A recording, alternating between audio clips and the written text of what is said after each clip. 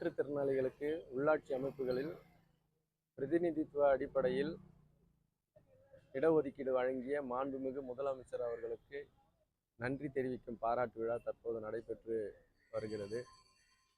இதில் பங்கேற்ற அரசு பல்நோக்கு மருத்துவமனை மாற்றுத்திறனாளி பணியாளர்கள் சங்கம் மற்றும் டிபிஓ பேரவை மற்றும் உதவிக்கரம் அமைப்புகள் பங்கு பெற்றது.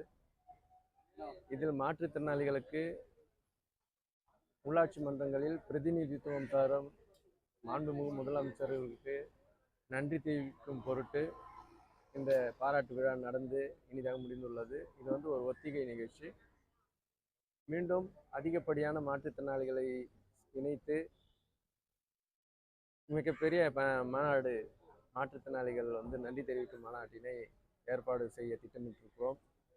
அதே போன்று அரசாணை 151 நடைமுறையில் வருவதற்காக மாண்புமிகு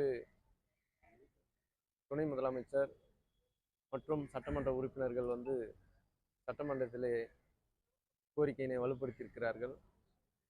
தயவு கூர்ந்து மாண்புமிகு முதலமைச்சர் அவர்கள் 110 விதியின் கீழ் மாற்றுத்திறனாளி பணியாளர்களுக்கு பணி நிரந்தரத்தை வழங்கி வாழ்வளிக்க வேண்டும் என்று பணியோடு வேண்டி கேட்டுக்கொள்கிறேன்.